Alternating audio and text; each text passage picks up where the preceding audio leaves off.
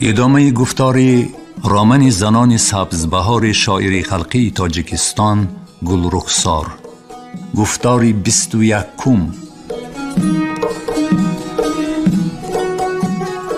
تاش به امید خوشگویی و دلبرداری و با همین را گناهخری پناهگاهش را ترک کرد. خدیر که از پشت رئیس غضب‌آلود می نگریست و چه نقشه های در دل می کشید، نزدش تاش را دیده اول حیران شد. سپس که بودن مردک را یاد آورده معنی دار سلفید. او نسبت به دستیار کورنمک کیهاست غضب داشت. نگاه ناپسند سواره الحال جز پیاده تمامی سنگ و خار دره را می دید و می سنجید. آنها بی سخن یکدیگر را فهمیدند. تاش دست بالای دیل راست می ایستاد. السلام علیکم اکای رئیس کلانی. بار دیگر سلام داد او. اهل بیت خرد و کلان تنو جان رئیسی کلانی صحت و سلامت است. ینگه هم بچه ها بردمند. خرد از آب نگذشته بله گفته یک گوش. از بالای سری پیاده نگریسته با زرده گفت سواره. درستر نگاه میکرد زخمهایم را میدید و چنین نمی گفت. گذشت از دل مردکی مستر. رنگ بین و حال پرس. رئیس کلانی عمر دوباره یافتم. قدمی سوی مهمان گذاشته بر قصد سخت لنگید. خدیر بی حوصله به هم صحبتش نگریسته اکنون زخمهای او را می دید. به جنگ نرفته تیر خوردی یک گوش؟ تیر کی را می جوید؟ مخفی را خوشگویی کرد تاش.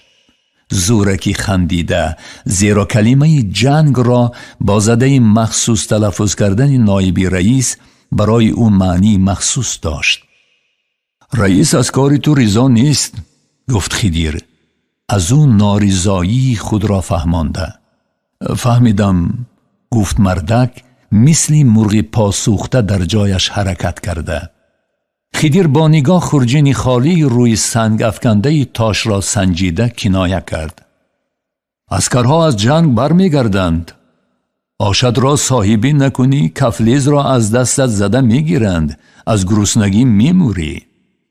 پیاده مستر به سرجنبانی گپی سواره را تصدیق می کرد. ناخواست خدیر سری اسبش را سوی ریان نی سوی سبزبهار گردانده سخت قمچین زد. کلموشها تمامی انبارهای کمونه را خورند هم الحال به پنبچی نمی روم. قرار داد تاش و دردی پایش را فراموش کرده از پی سواره سوی دیه دوید. خوب می دانست که یاغی خدیر بیهوده از راه نمی گردد. تاش از اداره کالخاز به خانهش دیر برگشت.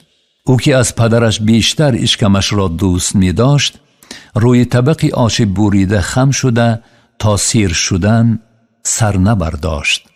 حرکتهای عصبانی و بیقرارش از نظر زنش پنهان نماندند. پایت درد می کند؟ پرسید نکره که دیروز باروبندش را از شب درو آورده هنوز با شوهرش آدموار دو دهان گپ نزده بود. دل زنانش گواهی می داد که شوهرش به مار آبی وا خورده است. جانم درد می کند، جانم. داد زد مردک به هیچ ضرورت. آدمی جان درد یک طبق آش را می خورد، گفت با زرده. جانت برآمد. انا دیگر نمی خورم. تاش قهر کرد. او که شوهرش را خوب می دانست نقشه پیش خود کشیدهش را از نو تحلیل کرده آن را معقول می یافت. باز می خوری؟ بعدی دمی پرسید زنک. زهرت زهر. مردک از دغلیش زود پشیمان شد و اما زهر باقی مانده را باید می چکاند. به جان رسیدم. دمی بیغم زدن نمی ماند. خودش از تگی کرپه نمی براید و دست نگرانش حال ندارند. نمرد که خلاص شویم.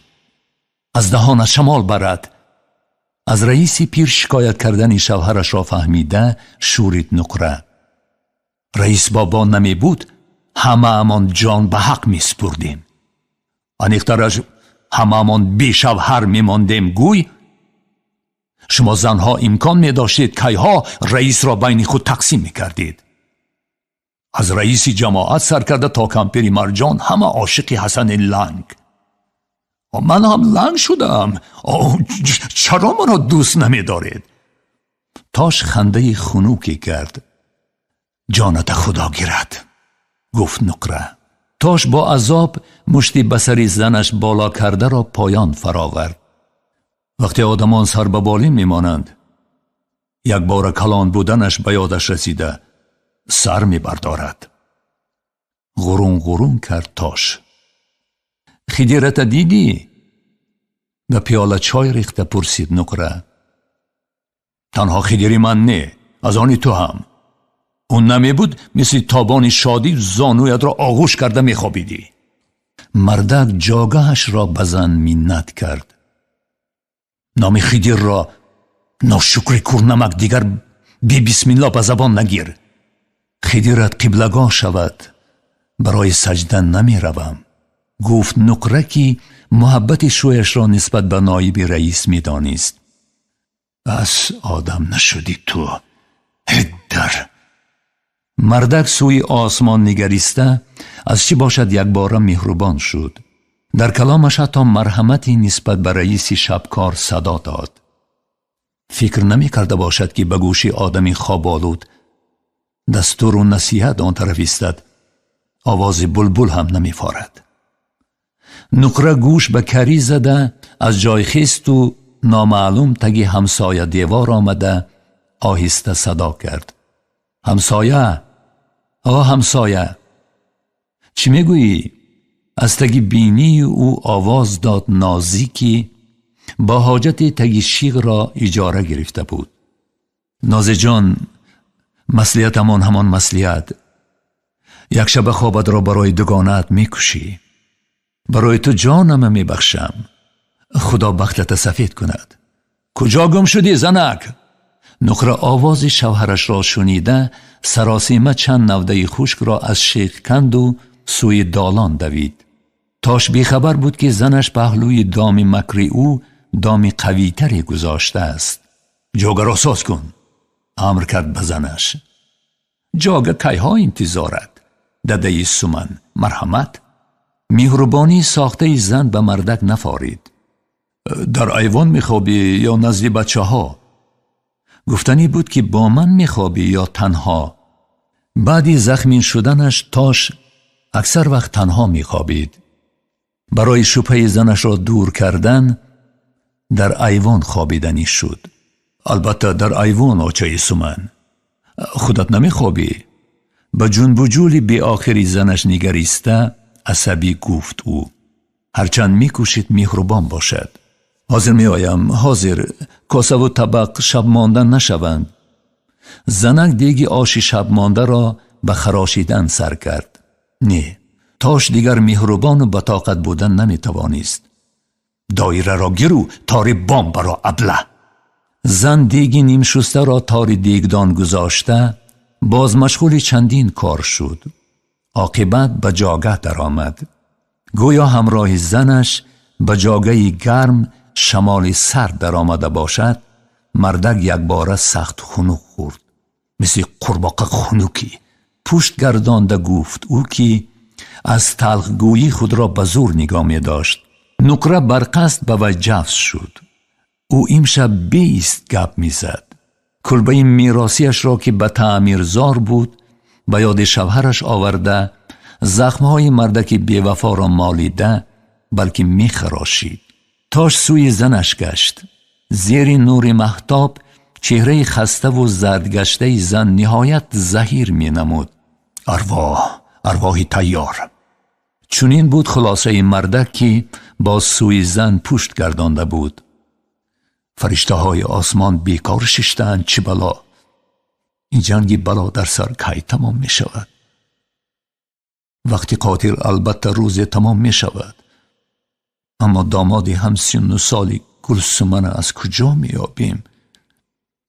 اینقدر دور رفتی؟ نیم غرمه گفت تاش. دختری شیری شهدوتی را قربان کوسه به توی سور به نکاحش در آورده است. از دختر 40 سال کلان است. کوسه روز یگان بزرشی زن مرده، دختری نازنینی ما را خواستگار شود. چی جواب میدیم؟ باباش میگوییم به نفسش ضامن میشویم، ها گوییم به کام اژدها میپرتاییم. هیچ کس در این دنیا بی زن و بی شوی نمانده است. دختر از شویش را مییابد. خواب کن زنک. دلم برای سومن پلته چراغوار میسوزد. خدا نکرده یگان موسفیدی بزریش خوابیدن میمانی یا نه؟ طاقتی تاش تاق شد. مردک عموما به دخترمان خواستگار نبراید، چکار میکنیم؟ خودمانه به سور خواب میپرتاییم.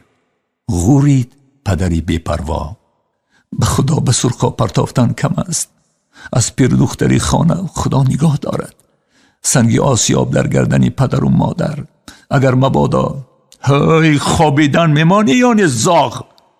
مردک قهرآلود کربه را به سر کشیده چشمانش را سخت پوشید.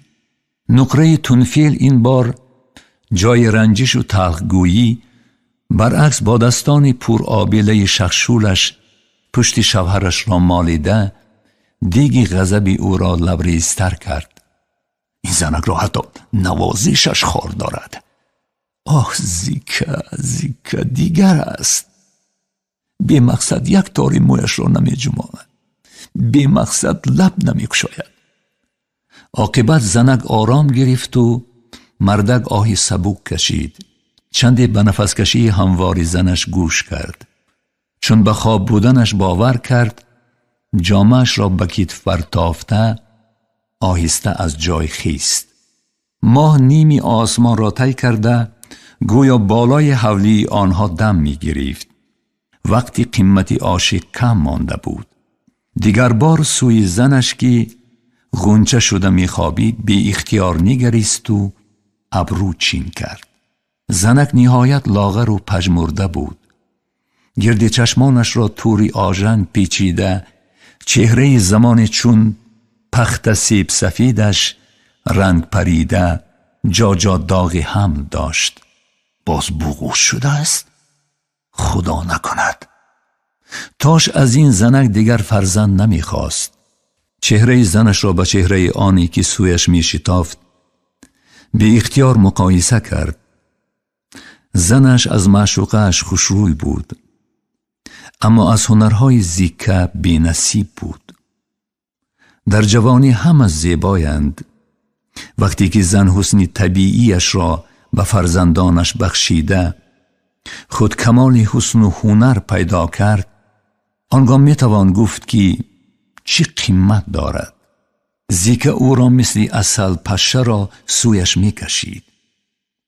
هر قدر می خواست خود را دور گیرد آنقدر سویش می دوید. تا خود بیمار نشوی دردی دیگر را نمی فهمی.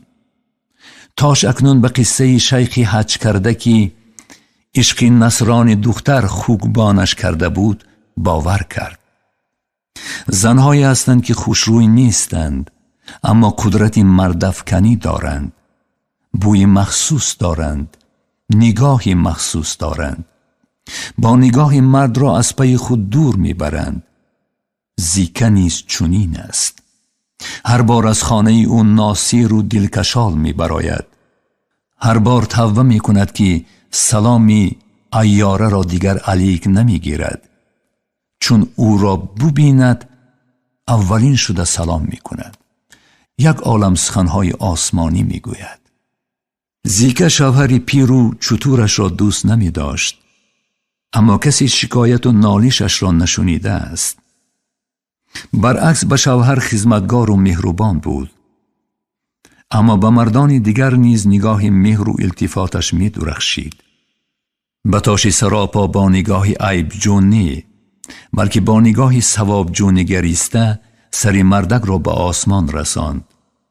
دوستداری این زن به دوستداری مار مانند بود که گاها از مهر زیاد می توانست گزد. تاش از زیکا جوانتر و خوشرویترها را بیند او را زود فراموش میکرد. اما دیری نگذشته باز به چشمک بازی و گونگک بازی هایش پزمان میشد و راه دیدار میجوست. مردم عاقبت لیلی و مجنونی سبز بهاری را هر خیل تخمین میکردند. برگشتن صاحب درکی زنی سبکبا باید به پایان این قصه نقطه میگذاشت. الحال تا آمدن تبر کنده آسایش داشت. درباره زیکه همیشه آراسته و خوشگپ و پرناز می گفتند که می تواند از دهان شیطان سقیج را زده، کرته پری ها را کشیده به تن خود و کودکانش پوشاند. دختران زیکه با راه و رویش و سر و لباس از کودکان دیگر فرق داشتند.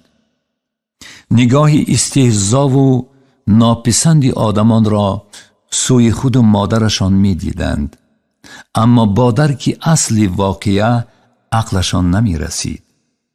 باور داشتند که مادر آنها از همه بیه و بالاست. چون همه پدرشان را انتظار بودند و در سایه مهر مادر زیسته به خانهشان نیمی شب آمدن مدیر انبار را می دیدند و خاموش بودند. بین خود تاش را دوگانه آچه هم آمد می گفتند. در آغوش عاشقش خوابیده ریش شوی را شانه می کند. چنین بود بهای زنها درباره زنکی همدیهه خود. شوهر زیکه از زنش دلپور بود که بچه هایش را زینهار خوار نمی کند. در حقیقت نیز چنین بود. زیکه با 5 دخترش با 5 لهجه مهربانی سخن می کرد. به سنگ راه کار نداشت و اما خواست دلش را می کرد. حاجت برا رو دست کشاد بود. از این رو زنها از آزارش خودداری می کردند، اما خلقش را نمی بخشیدند. وقتی که تاش از در نیمراغ معشوق وارد شد، خروس ها پی هم فریاد کردند: ما دوست شدیم شب مهتابی. افسوس خورد عاشق شیدا. با نگاه عیاری معشوقه را پی بود: ای زیکه زیکه، عقل و فراستت را یک جفت برزگاو نمی کشد. مثل تو زن داشتن بلای عظیم است، اما نازی شاید به دنیا می ارزد.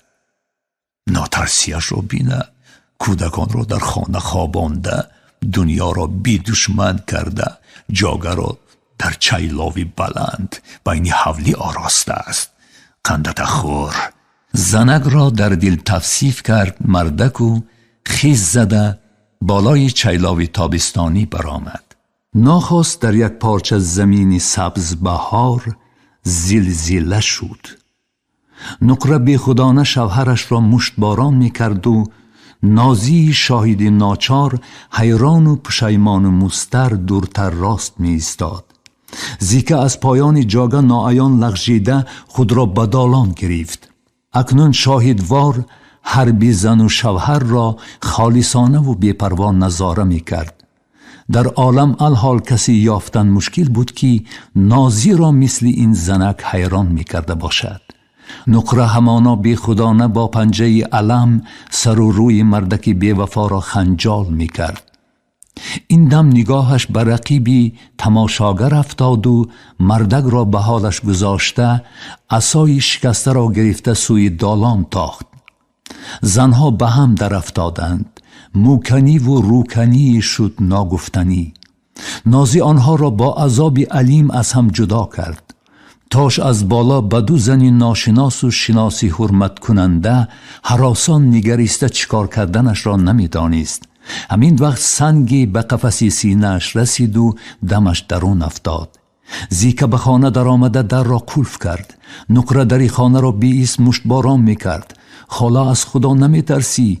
شنید آواز دختری کلانی زیکه را. از درون خانه پست پست گریستن دختران شنیده می شد. از چه باشد که الحال دل نازی به نقره جبر دیدنی بیشتر به زیکه و دخترانش که در خانه خود امنیت می خواستند سوخت. نقره آوازش را سر داده از تقدیر بدش می نالید. زیکه اندرون خانه پنهان الحال بر نقره روکنده و موکنده غالبیت داشت. غلبه او در صبر و تمکینش بود.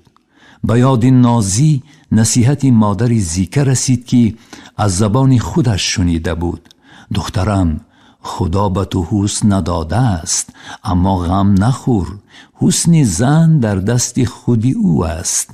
همیشه از خود با خبر باش. زنی خوش لباس و آلوفته، خوش گفتار و خوش رفتار زیبا نباشد هم دلکش است. زیکه آراسته و با تمکین بیرون برآمد. او کرته و پاجامه دیگر در بر داشت. نازی رقیبه ها را بی اختیار به هم مقایسه کرده به حق بودن مادر او باوریش یقین گشت. فرا میگویم پیرخری یک گوش فرا. هنوز داد میزد نقره. تاش از چایلاو میل فرامدن نداشت. او عاقبت فرامدنش را پیشکی خوب میدانست. فرا، از خدا و پیغمبر گشته باشم نفرایی، حاضر خودم و ماری آبی را آتش میزنم. همسایه فرا آرامانه امر کرد نازی که این ماجرا دلگیرش کرده بود. این امر به گوش مردک تندروار رسید و میل فرامدن کرد. نقره سوی زیکه گشت. این خری یک گوش را للهن به تو بخشیدم، کورماری آبی. چیزت را دستگیر و همسایت را دوز نگیر. خری یک گوشت به خودت نصیب کند. بیچاره فرشته پرتاوی. من فرشته پرتاوی؟ تو ماچه خری حرام! فریاد کشید نقره. زیکه جواب رقیبش را داده سوی تاج مستر چنان بی پروا نگریست که گویا او را بار اول می دیده باشد. تیغ نگاه مردک یگان جایش را سوراخ نکرد. انا زن و من زن، در پیش گوشش کوه را ترکانند میژه نمی زند. از دل گذران نازی اکنون بی‌طاقتانه به تاش در زینه صوف مانده می نگریست. فرا! نقره بالای چایلاو برآمدنی شد و قوتش نرسید. می فراید، آرامانه گفت نازی. فرا! لهجه سنگدار زن مردک را به پایان پرتافت. در سری گناهش پیدا شدن این زن انیقش نازی کیفی او را پرانده بود. از زن و معشوقش دیده بیشتر از این شاهد می ترسید. نقره سررشته ماجرا را در دست همسایه‌اش دیده بیحال روی خاک پایان شد. صاحب خانه به مهمانان خود پشتگردان در تکیه دیوار دالان می ایستاد. ماهی به گوشه آسمانی صبح رسیده بازی شب زنده داران را با نگاهی سرد و زردش نظاره می کرد. تاش به جنگ و جنجال زنش عادت کرده بود. نقره دروندار و کینگیر نبود. مغل کرده دلش را خالی می کرد و به خود آمده از کرده پشیمان راه صلح و صلاح را می جست و می شکوفت. الحال درباره زیکه فکر نمی کرد، اما از شاهدی نازی در نظر اول آرام و بتمکین خوف داشت. این زنک هم زور بود و هم حقیقت طلب. به عقیده سبزبهاریان اگر سواد می داشت جایش مرکز بود، نه کنجی دره کوهستان. وقتی که دختری باکیره بود سیاستش دامادهای آینده را از چند فرسخ می رماند. پس از چند مشت خوردنی بریگادیر سابق که زنی را بیگناه دشنام داده بود، مناسبت اهل دی به نازی دیگر شد. زنان و دختران صاحب پشتیبانی قوی گردیدند. نازی علاوه چشم مردان را گرفته خود از علاوه مهر ایشان بی نصیب ماند که این علمی قصه دیگر است. در حضور زن و معشوقه از نازی مشت خوردن برای تاش از مرگ بدتر بود. نازی به مردک نزدیک می شد و او قفا می رفت. نگریز، دستم در تن تو حرام کردنی نیستم. تو را خدا خودش می زند. گفت آرامان نازی از ترس مرد غشش آمده. او پهلوان نه، زنی نازک و مهربان بودن می خواست، اما زندگی به او چنین صفت را نداده بود.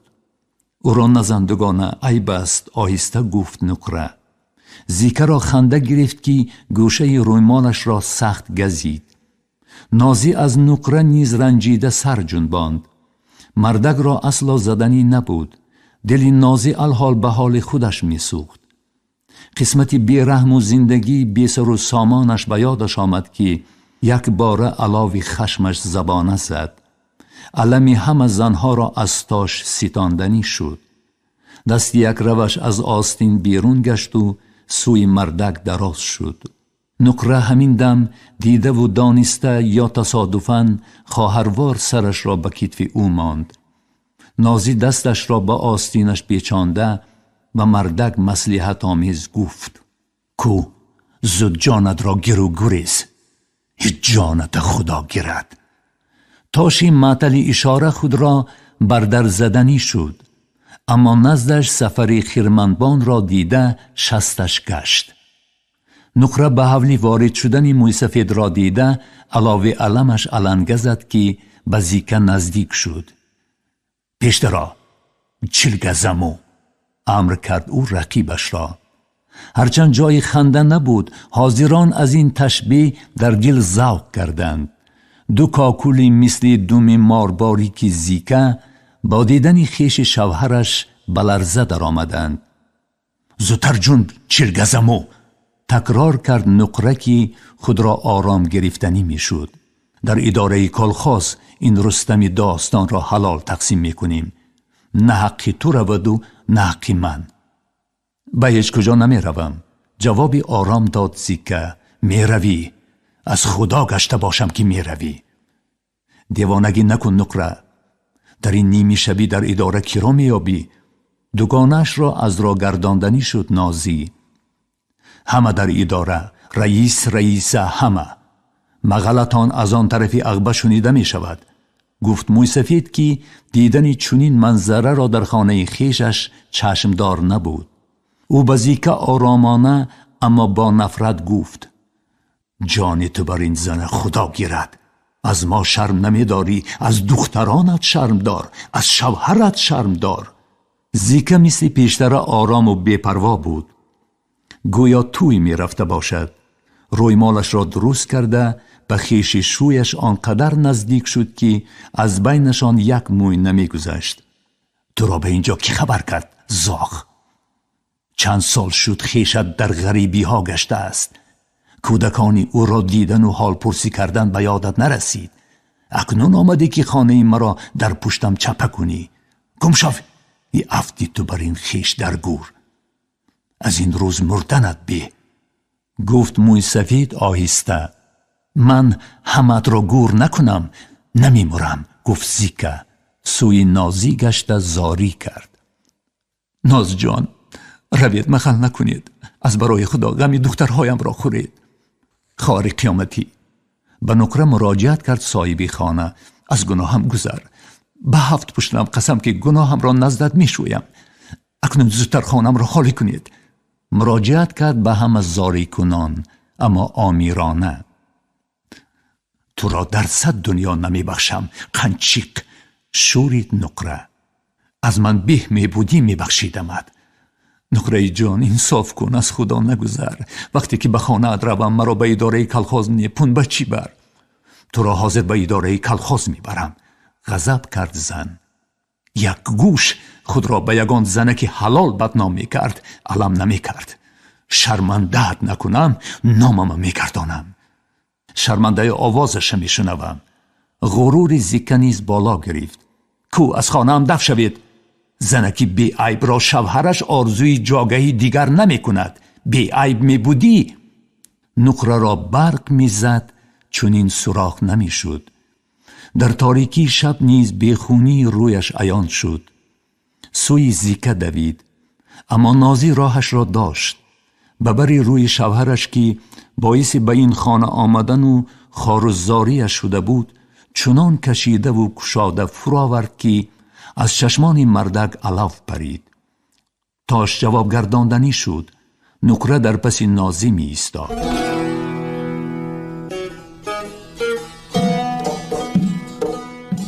انجام گفتاری 21 رامن زنان سبزبهاری شاعری خلقی تاجیکستان گلرخسار. در آماده نمودن گفتار اینها سهم گذاشتند: محرر کارمند شایسته تاجیکستان شهاب الدین حق نظر، راوی هنرپیشه خلقی تاجیکستان محمد جان شادی، کارگردان طالب محمود.